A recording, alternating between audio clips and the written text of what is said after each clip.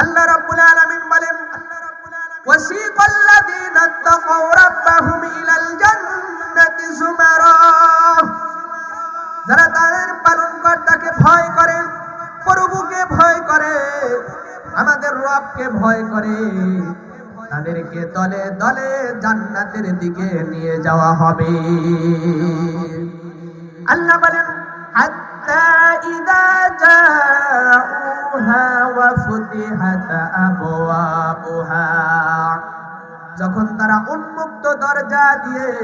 জান্নাতে পৌঁছাবে এবং জান্নাতের রক্ষীরা তাদেরকে বলবে, وَقَالَ لَهُمْ خَزَنَتُهَا سَلَامٌ عَلَيْكُمْ طِبْتُمْ,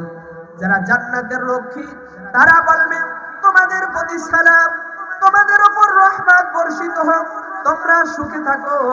অতঃপর সদা সর্বদা বসবাসের জন্য